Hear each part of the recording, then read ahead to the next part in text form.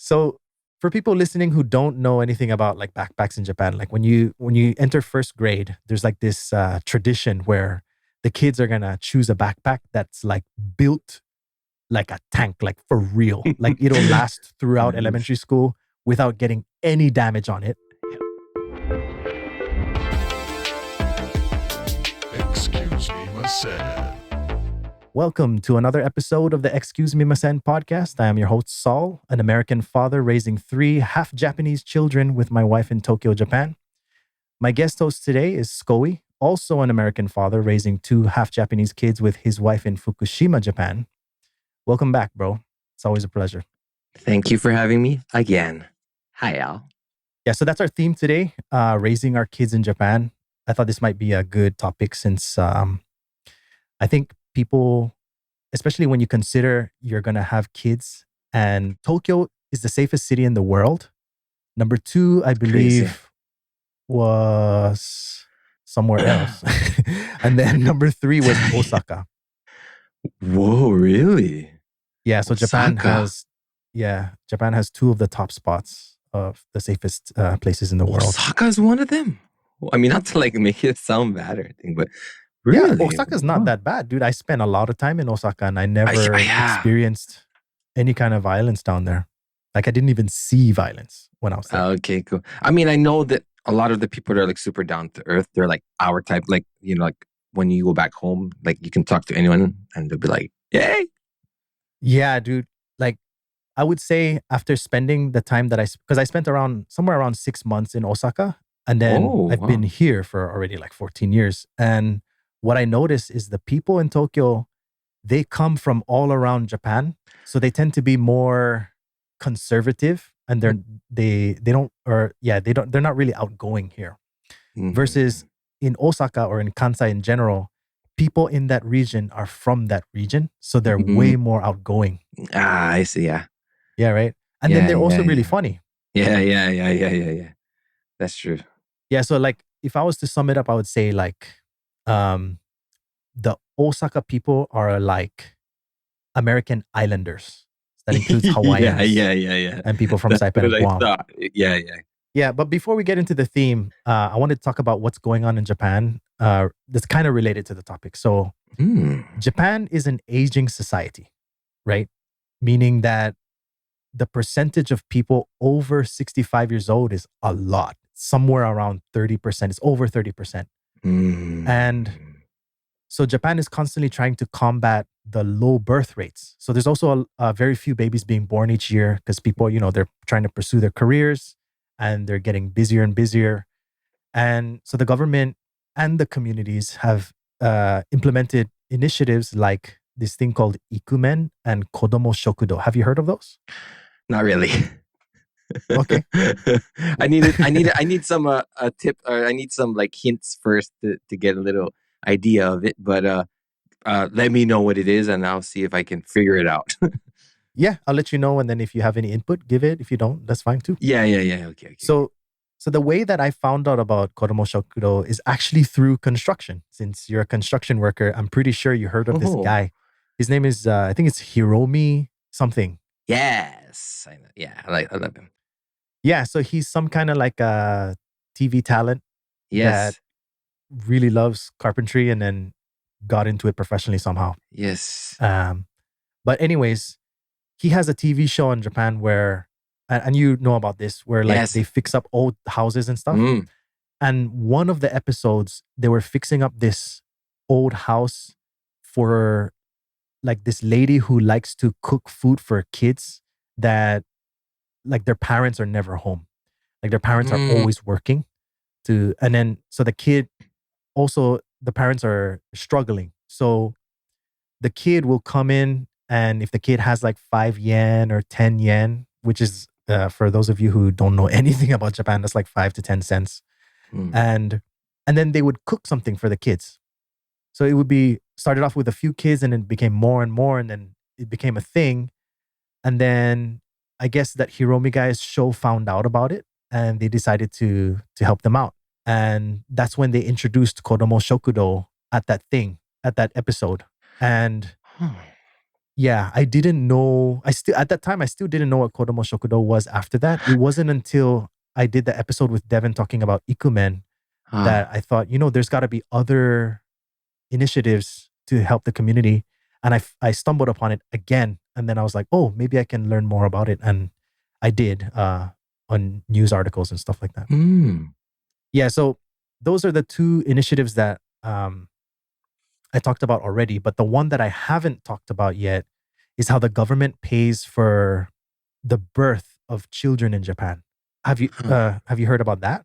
From what I remembered, I don't really remember too much, but I know that we had to pay for the delivery and stuff like that. But then it comes back, like most of it would come back. Okay, so your own was reimbursement. Yeah, something like that. Yeah, it was like a lot though. What I remembered was kind of a lot. I was like, what the hell, for real? But then she was like, don't worry, it will come back. Yeah. Yeah. So my first daughter was born in Saipan, so we we didn't have to pay that much because I mean in the US the delivery is not expensive, or Mm. at least where we're from. I don't know. I guess it depends on the hospital. I'm not uh, sure. yeah. So when you think of like delivering a baby in the US, you don't really think too much about it being an expensive thing to pay for because insurance tends to take care of most of it.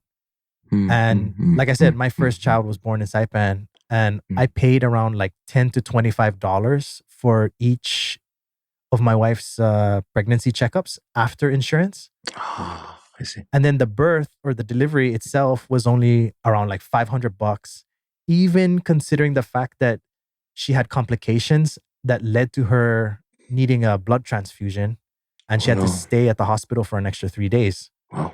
So even with all those, we still only had to pay around like $500. Yeah. But in Mm. Japan, the checkups for my second daughter, they were averaging somewhere between like $30 for stuff where they don't do anything to around $200 to $300 if Mm. there's anything that requires a blood test. Whoa. So just for a blood test, two to three hundred What? bucks. Wow. And then the delivery itself, I saw the paper, it said $4,000, or not exactly dollars, but the equivalent. But here's the thing though, Yeah. your daughter was born, I'm not going to say her age, but your daughter was born around 10 years ago or a little bit more than 10 years ago. Mm-hmm. And then the Japanese government keeps like updating their system every once in a while. And when my second daughter was born, we didn't have to pay. It was the government took care of everything right away. So we didn't get reimbursed. We just didn't pay at all. So we paid for the checkups, but not for the delivery. Another thing the government is doing is they give allowances to families to help with their children. So like I'm not sure what the amount is right now. I think it's something like $300 per kid per 2 months or something like that.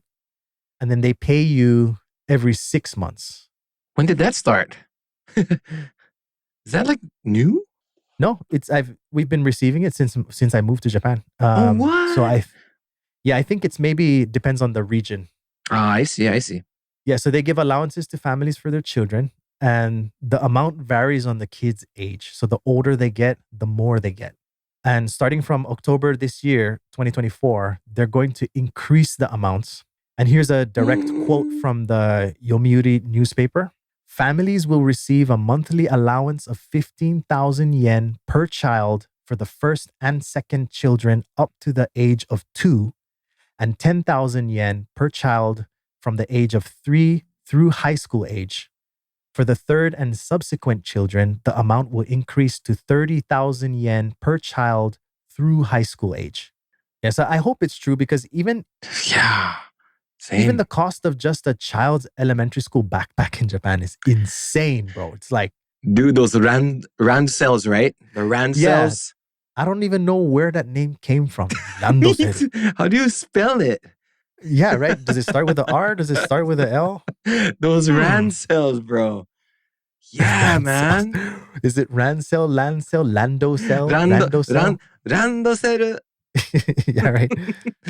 So For people listening who don't know anything about like backpacks in Japan, like when you enter first grade, there's like this tradition where the kids are gonna choose a backpack that's like built like a tank, like for real. Like it'll last throughout Nice. elementary school without getting any damage on it. Hella But heavy it too. costs, Yeah. yeah. Oh, I guess that depends on which one you get. Because the ones that Ah. my second daughter got was crazy light. Oh. Yeah. So yeah, tell me about your experience with those land cells or rando cells or whatever it's called. Randoseru. No, I was really surprised when they're like, let's go shopping for the round sale. And I was like, okay. And then I was like, there's a lot of cool, I mean, nowadays there's really much cooler colors now and stuff. But years ago, there was, not really much of a selection. But anyways, we're looking at some randoserus. But anyways, looking at them like, these are these the bags? Like, I mean, I don't want to like on them or anything, but I mean, why these? When I first saw them, I was like, what are these? I was like, Yeah. and then yeah, first of all, I was like, this design? Does it have to be this? And then they were telling me, yeah, this is what they all use, and they're gonna use these for years. And I was like, what is that price tag on there? Like, yeah, I freaked out on the Yeah. price tag, and it was usually the prices that I saw were usually like from 500 to 600. I think even like 700, like for just that Yeah. one. Randoseru. Yeah. When my eldest entered elementary school, she got one that was $600. Wow. $600, man. And then so now that the people are starting to know the prices, okay, that's like average. So the average price actually is $500. You can get them for cheaper. You can get them for like 100 to 200, but those ones tend to break really fast. They get scratched up, and then when it rains, the scratch part gets water inside, and then the kids' homework gets wet, and then you're screwed. So $500 is like the baseline. My Yeah. eldest got a $600 one. My second kid got a $800 one. There's $800. Yeah, they go all the way up to like $1,200, $1,300, man. Ay. Yeah. And then my son, he just entered elementary school, and we paid $500 for his. Oh man. So we got lucky, and he chose There's the no one that's not so reimbursements expensive. with those ones, right? No, there should be. That's a good point, man. That'd be I wish the government crazy. can be like, yeah. Man. Yeah, you create this tradition where it's like, hey, man, you better buy this backpack or everybody's going to laugh at your kid. And then you have to spend a lot of money for this bag, which is totally not necessary. You could just settle for like a water resistant JanSport bag or something like that. Yeah. Speaking Those of ones that, cost though, like what, $50? yeah, and speaking of randoserus, Yeah. one of my coworkers, no, a coworker was like, so I'm thinking about buying a randoseru for my kid. And they're expensive, but I found this one. And I was like, and he showed me, and it was it looks like kind of it's shaped like a randoseru, but Yeah. more sporty, and it was a North Face. I was like, whoa, they got North Face Nice. ones? And it was like 100 Yeah. some. But I was like, but will it last? And I mean, North Face is like, I had a North Face bag from you, and that really lasts long. That was like that was like a Randoseru too, actually. But Yeah. but he was like, I'm thinking about it because I don't want my kids' classmates and stuff to make fun at him because he has a different one than the others. But I think that he actually just went and bought the expensiver one. Expensiver, is that a word? Yeah, the more expensive one. Yeah. But North Face land sales. Wow. Yeah, you can get them in famous brands. Like I have one student that I've been teaching since he was 4, and when he entered elementary school, he got one that was made by Nike. So Nike makes them, New Era makes them, as you said, North Face makes them. My guess is that they're not as good as the other ones because the other ones, they're made in Japan from people who've been making them for like decades. With genuine leather. Yeah, like I Yeah. told you my second daughter got one that was $800. We had to go to like this really famous bag shop and we had to line up for like an hour outside before Oh, they opened yeah. because there was a line of like a good like 50 or 60 people. Oh, So what damn. happens when they open is the staff will there's a cutoff point. So they'll let in a certain amount of people and they'll say like you guys have to wait until the first person buys and leaves and then the next person can come in. So we were in the first batch. So we went in and then my daughter originally she wanted one that was like 600 and then she saw like a really nice pink color. Mm, So she was just like, I want to get that one. So she's just like yeah. me where her eyes see Yeah. the most expensive one without knowing the price. and then and Yeah, then yeah. my wife was like, that's the one she wants. What do you think? Should we get it for her? And I was like, I looked at my wallet and I was like, man, I was going to save this extra $200 for something else. But yeah, let's get it for her. So, yeah, but the cool thing is these things, like I said, man, they last forever. And you said as well, Yeah. these are Yeah. heirloom quality, man. You can hand them down to your great Uh, grandkids and they'll still be bro, good. I heard that also like foreigners that are like come here to visit, they like go and try to find randoseros to Yeah. buy for Yeah. like, a souvenir or something. Yes. Yes. Yes. And then they end Right? up buying the crappy ones at the airport. Oh, they have those at the airport, dude? Yeah, they have like mini ones and What? stuff. Yeah, so if you're No listening to shit. this podcast episode and you're actually interested in getting a Randosel, here's what you should know. People who get the real deal ones, they order them about a year in advance. And that's how it was for all of mine. We ordered them a year in advance. Everybody wants them. And like I said, they're handmade by specialists and there aren't many of them in Japan. So it takes that long. So if you really, really want one, plan to come to Japan twice. Mhm. Or just wait for one of those Randoseru events. That's where I usually that's where I got mine. Oh, they have events where you can just buy them like right off the Yeah, yeah, shelf? yeah. Like like one of the big malls or something. And of Yeah. course it's before the school starts and stuff. So there's that one season, and then Yeah. a bunch of different makers of the RAN cells would have their little Okay. spots in there, and you can like go in. But there's a lot of Yeah. people, of course. But yeah, Yeah. that's how we got ours. But yeah. Okay. Yeah, I guess the reason why the ones that we got are always like a year in advance is because we can custom select like the how many Mm, pockets there will be, where yeah, the pockets will be. that's good. Yeah. Yeah. Yeah. Yeah. So for us, is what they had, so it's like we can't really, no customization. Just find the best one to what your eyes like. But Yeah. I like that way though, actually. You order it a year in advance, customized the way you like it. Yeah. Yeah, that's awesome. Yeah, the one that my son got it's like a navy blue and then it has like this I don't want to say smoke white. It's like almost smoke white, but instead of gray, it's a bluish color, like almost like a pearl blue Mm. strip running down the edge of the flap. You know, that big flap that covers everything? Yeah. The pearl blue strip is actually reflective. So if he's walking around and the sun's going down, Mm. um, cars will see him. Yeah, man, you could sell those and pay rent. Dude, I know. Yeah. So another neat thing that I think most foreigners probably don't know about, even if they've just heard about the Lando set, is it comes with these alarms. So like if stranger danger comes up to you, you can just press the button or like pull the string, Yeah. and then it's just gonna scream super loud. Yeah. And then hopefully you're in an area where people can come to the rescue. But And it's really loud. yeah, it's crazy loud. And then it also Yeah. comes with a light if you get one that comes with one. Yeah, so getting into the meat of the episode.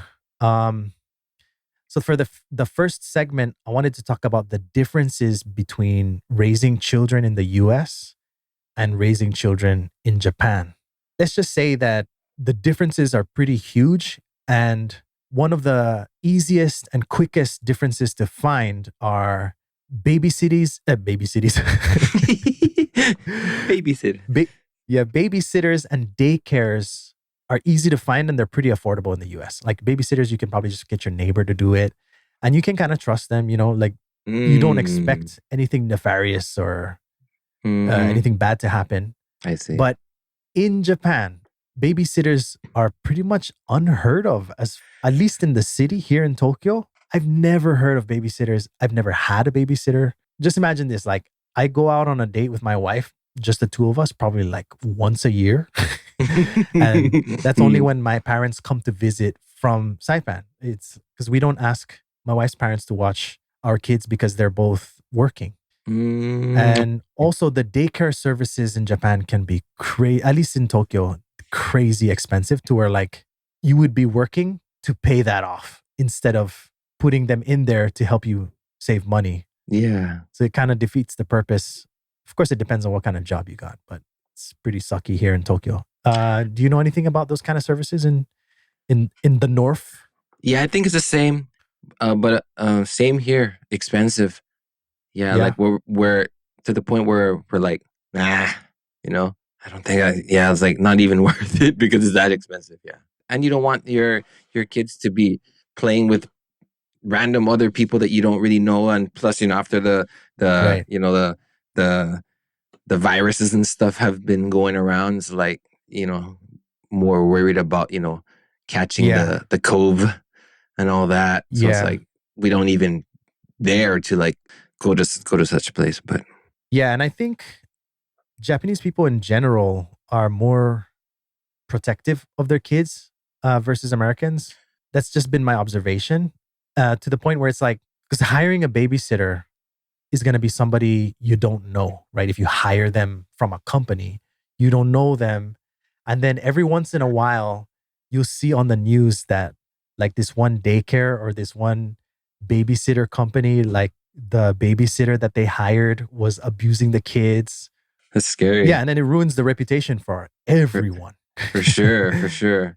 But I mean, about babysitters, though, I mean, my image of a babysitter, like, is what I saw, like, on like one of like something on TV or something, like where it's like probably a young lady or something that would go and then do your thing, Yeah. guys, but she don't even watch you, and she'll probably like Yeah. Like just a teenager who yeah, needs like allowance money or something. yeah, and doesn't really care, but she's just like sitting around or like texting her boyfriend or like doesn't, yeah, Yeah.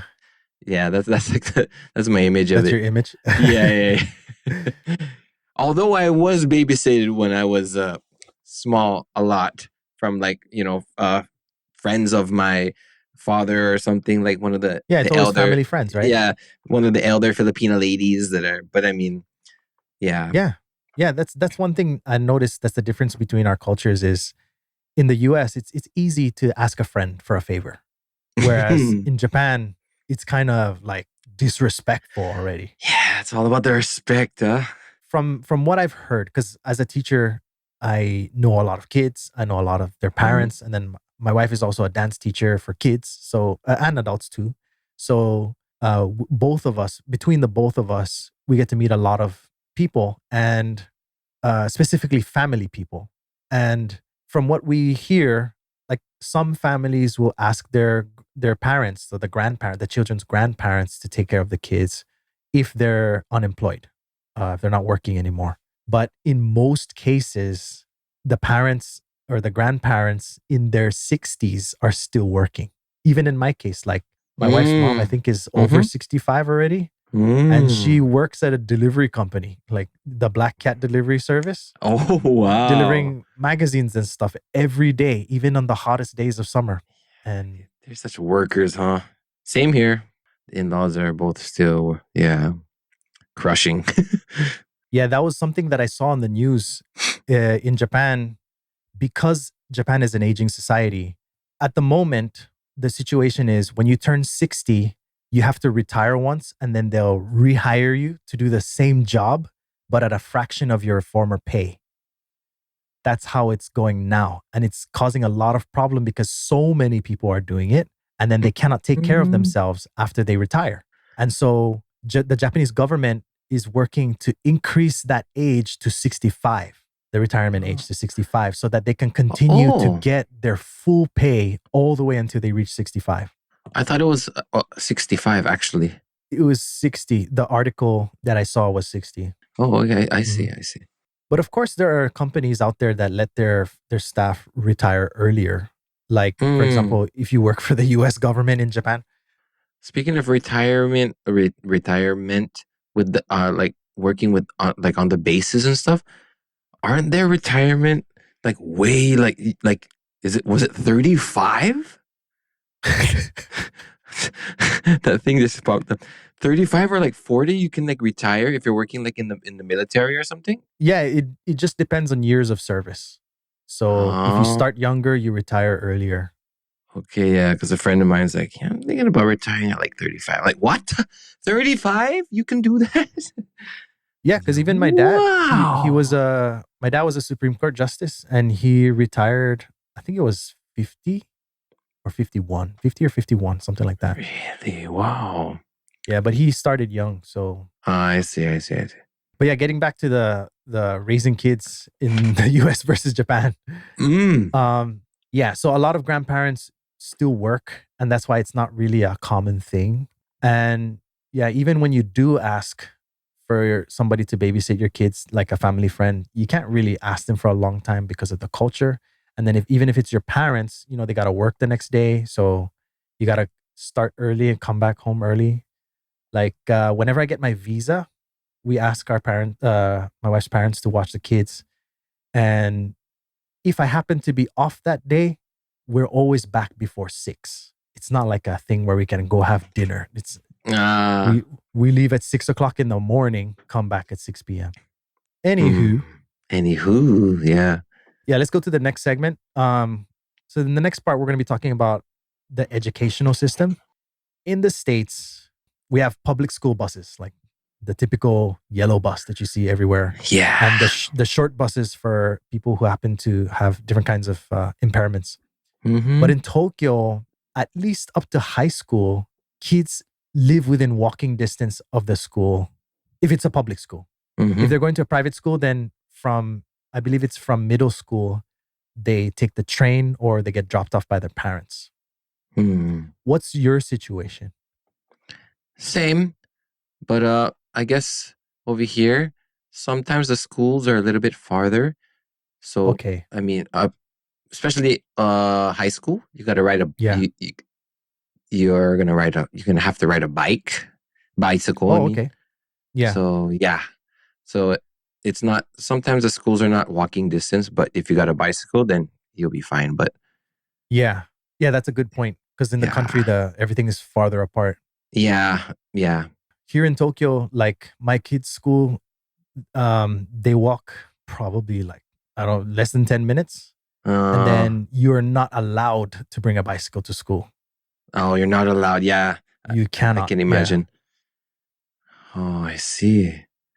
One thing that I felt a little bit, I felt a little bit bad for was my sister-in-law's kids Mhm. when they were still in like junior high school and stuff. They had to walk like 20 minutes, especially you got 4 seasons, so it's like especially winter. You're like, oh man, gotta.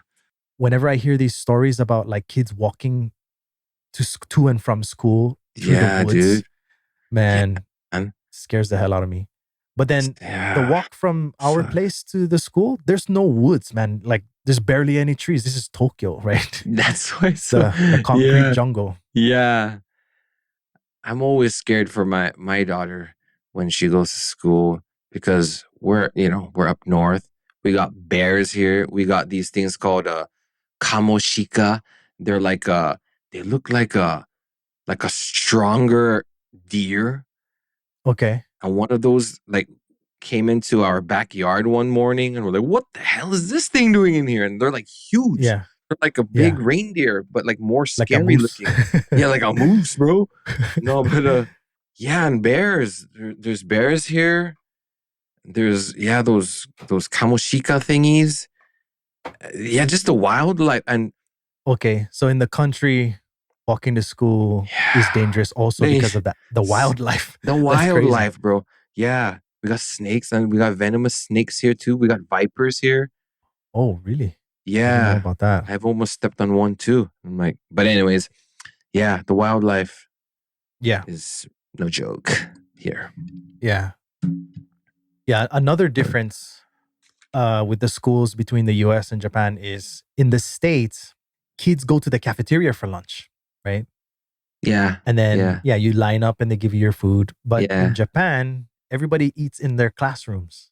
Yes, And yeah. then everyone is designated a day to help prepare lunch. And they have to bring a chef's costume to school to wear when it's their turn. Yeah, Which yeah, I thought yeah, was yeah. pretty funny. Like the first time I saw it, because I did a volunteer thing with Devin actually.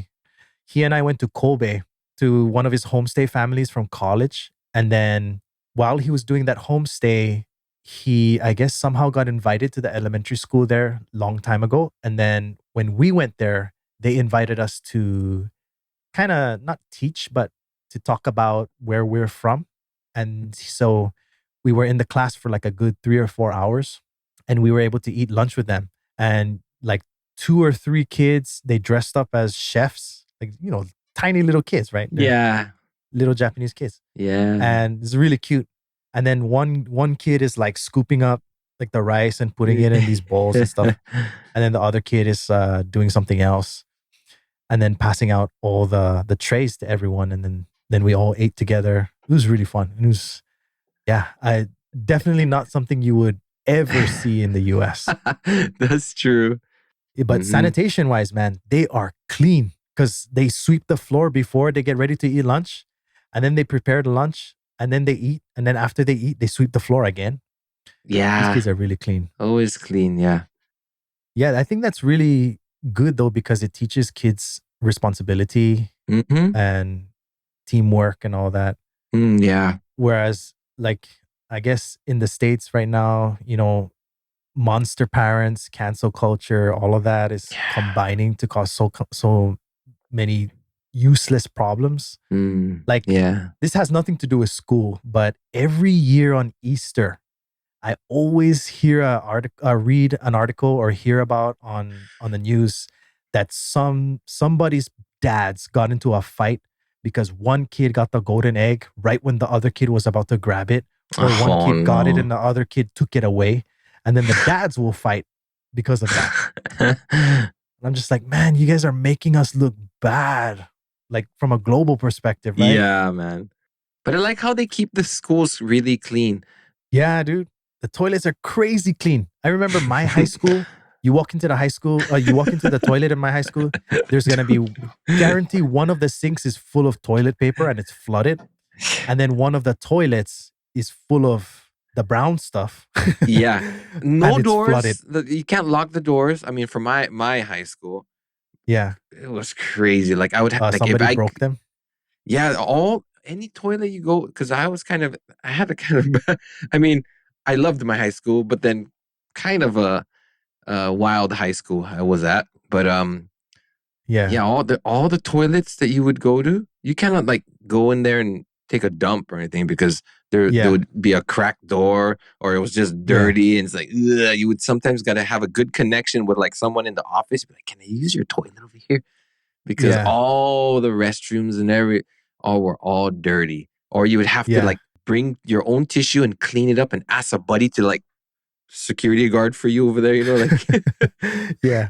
but yeah, it's so yeah. That's why I'm like, man, Japan's I mean, the school toilets are really clean, man. Here's one big difference between the US schools and Japanese schools. And this is both good and bad from the Japanese side. But let me explain first. So, the role and expectations of parents and their involvement in PTA is really different. So, for example, in the States, PTA is purely volunteer, right? You just volunteer if you want to be involved. You want to help with the school activities or events and stuff. You volunteer, you do it. Or somebody asks you, and of course, you have a choice to say no. But in Japan, schools pressure parents to be involved in PTA, even though they don't have to legally. So I had to research this because they made me feel like if I don't, like they're gonna kick my kid out of school. That's what I assumed. Like the way that they make you feel, like they really try to pressure you. But I Yeah. researched it, and yeah, they can't do that. They cannot deny your kid an education because of you.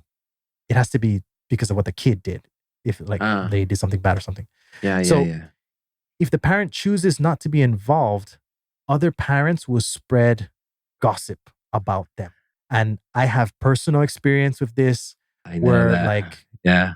but yeah, so like this one parent refused to be involved in the PTA thing because they have like this meeting where all the parents gather And they're like, you're going to be doing this, you're going to be doing this, you're going to be doing this. What are you going to be doing? And then he's like, I'm not going to do anything. And Mm. then everybody in the room is like, what the hell? We're all doing something and you're not going to do something? And then that person's just like, yeah, I'm not going to do anything. And then leaves. And then Oh. everybody starts talking trash about that person to where it comes to me, but I wasn't even there. My Wow. involvement with these events and activities is always minor because my limitation with the Japanese language. But like, for example, I joined the relay team, the relay racing team. So they have like a foot race, right? A relay race. And then I'm one of the dads on that class's team. In your case, I'm assuming you're out the door to work very early in the morning and not back until nighttime. So Yeah, you most of couldn't the be time. involved even if you Yeah. wanted to. There was yeah. But there was times where I would take off because I wanted to like, you know, experience it. But I mean, Yeah.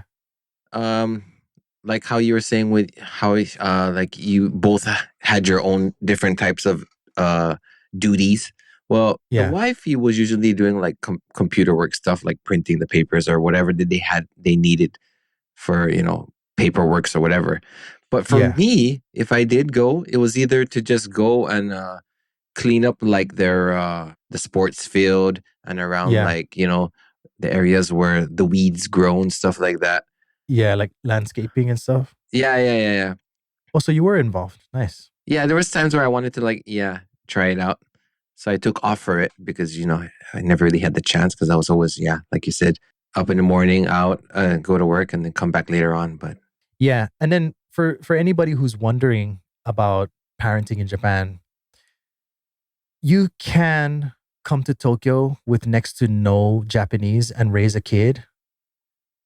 Because like the school where or the kindergarten where my son went, there were like three or four. There was like one Chinese lady and then three or four Indian ladies, like the mothers that come to pick up their kids that couldn't speak Japanese.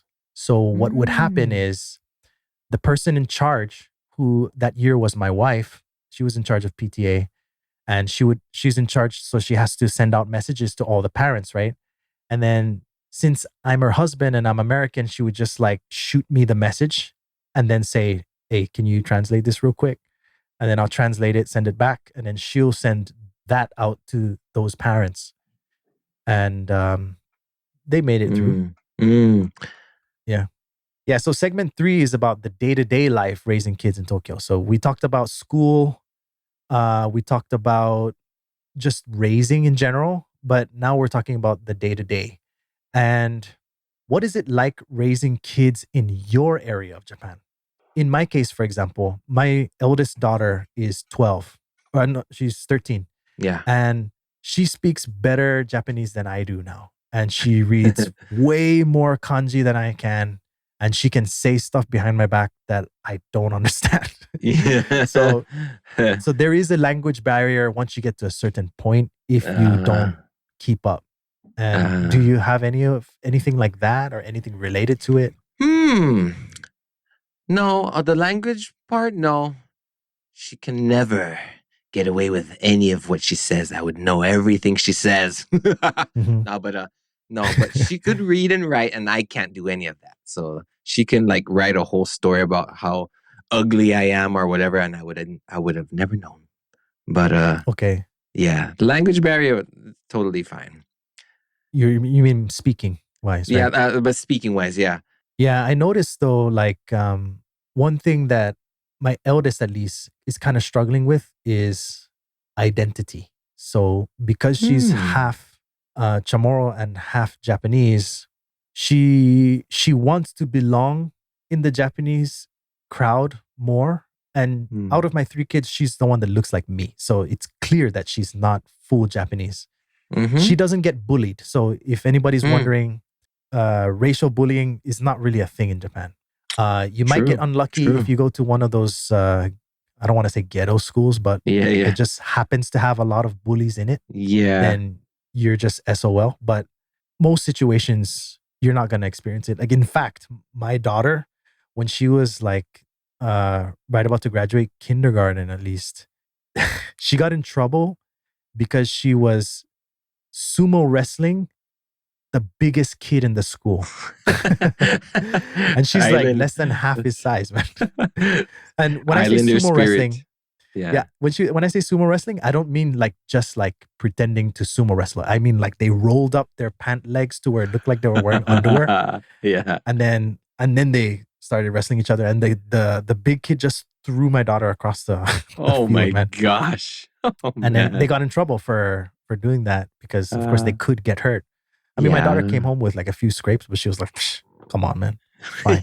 Yeah. Back to what I was trying to say is Mhm. she even doesn't want me to teach her English just because she feels like it would get her farther away from her friends, I guess. Nothing like that here as well, like you said. And actually, because we are in the northern side, it's not like Tokyo. How there's a lot. Well, maybe are there a lot there? Just to make it clear, are there a lot of like hafus there? Yeah. Yeah. So the school that, at least So it's when my daughter was like going, kind of like it's normal, right? Like to have like a bunch of different type of hafus there. it's normal to see half people. Yeah. Oh, yeah. They're not like taking up half of the class, but yeah, yeah. it's normal to see them. Okay, so for here, for here, it's not. There's not really many. So usually Okay. in my situation, my kids were they're like the popular ones. Like the Japanese kids they'll like do like rock paper scissors to see who would win. So that Yeah. person would be able to be in my daughter's team because Oh, like nice. they're always like, I want to Yeah. be on her team. Like everyone wants to be Yeah. on one of my daughter's Yeah. sides because they're unique or whatever, but Yeah. something like that. So Yeah. because it's rare there, it's actually yeah on the positive side. Nice. yeah on the positive side. Yeah. That's it for today's episode. If you have any questions or if you have any stories you'd like us to share, please let us know. And until then, excuse me, Masen, and see you. See ya. Get your Randoseru.